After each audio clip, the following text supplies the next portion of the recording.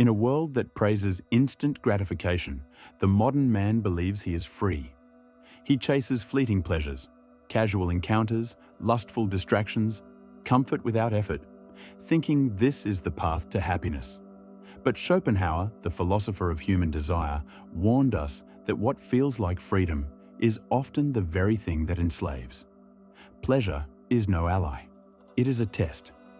It exposes weakness, drains energy, and binds the will to illusion. In this video, we will reveal the hidden chains of desire, showing how understanding the true nature of pleasure and the role of the woman as a mirror of our own will can transform a man from a slave of impulse into a master of himself.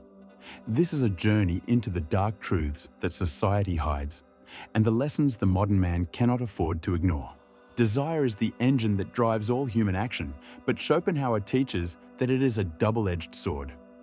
What we call pleasure is often only the temporary relief of an endless craving, a spark that illuminates our emptiness before plunging us back into longing.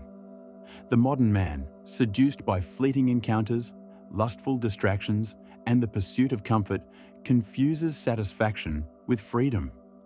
He mistakes indulgence for strength, thinking each conquest proves his power, when in reality it tightens the chains around his will. The woman, in this dynamic, becomes a reflection of his own desires, a mirror showing both his impulses and his vulnerabilities. Understanding desire, Schopenhauer warns, is not about renouncing the world, but about recognizing the patterns that enslave us and the forces we must master to regain true agency over our life and purpose. Schopenhauer argued that women are not mere companions, but profound reflections of a man's will and desires. In every interaction, they reveal the hidden motivations, weaknesses, and drives that govern him. The modern man often seeks women for pleasure, status, or validation, yet fails to see that in doing so, he surrenders to forces far greater than himself. She becomes a mirror, not a prize, not a possession, but a force that exposes his inner compulsions. Every attraction, every flirtation, every moment of intimacy illuminates the man's own hunger and restlessness. The wise man learns from this reflection, understanding that the struggle is not against her, but against the unbridled impulses within himself. By observing her behavior, Schopenhauer teaches, a man can gain clarity on his own will, identifying where desire manipulates him and where discipline can reclaim his freedom. Schopenhauer warned that what the modern man calls pleasure is often a subtle form of bondage. Sex, admiration, and fleeting delights may appear as freedom, but they entangle the will in endless cycles of craving and dissatisfaction. The man seeks excitement, validation, or conquest, believing he is sovereign, yet each indulgence feeds an invisible chain. Women, as Schopenhauer explains, are catalysts of this cycle, not by intent, but because the man projects his desires onto them. The chase, the lust, the anticipation, these are illusions that obscure clarity. True mastery, according to Schopenhauer, comes when a man recognizes the transient nature of pleasure, resisting the seduction of instinct and appearance. Only by transcending these illusions does he reclaim agency over his own life, understanding that pleasure, when pursued blindly, enslaves rather than liberates. Schopenhauer argued that desire is the engine of human suffering. In matters of women and sexuality, desire often transforms admiration into obsession, attraction into compulsion. The modern man confuses passion with freedom, mistaking the intensity of craving for empowerment. Yet every act of indulgence reinforces the power of the will over him. Women, as Schopenhauer observes, are not villains.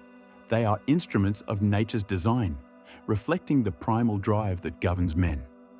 The man who cannot temper his longing becomes dominated by it, surrendering his clarity and autonomy.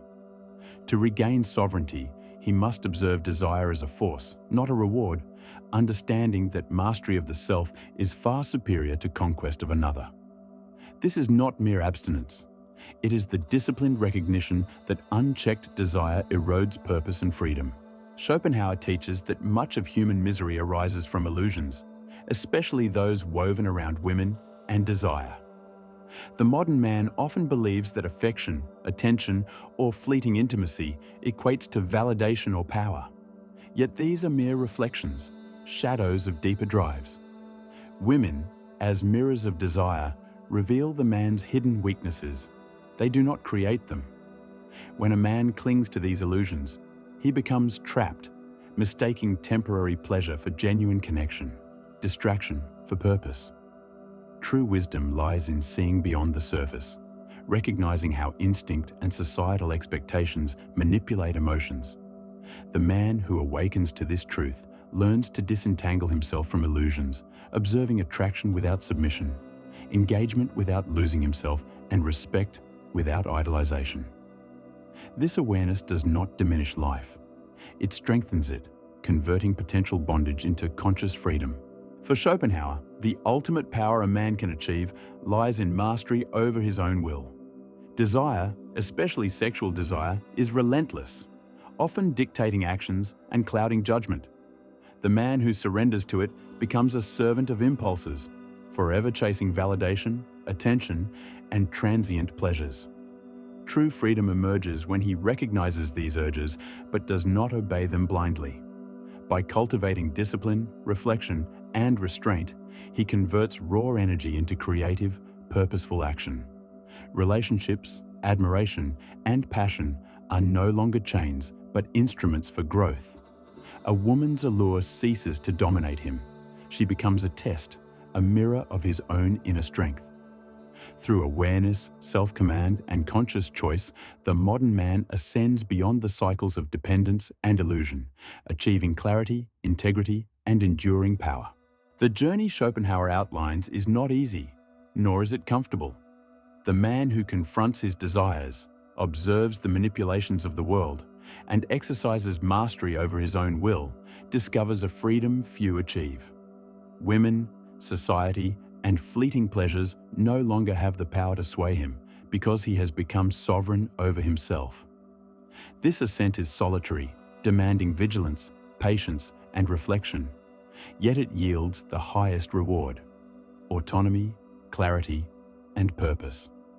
Every encounter, every attraction, every temptation becomes a tool for refinement, a measure of character.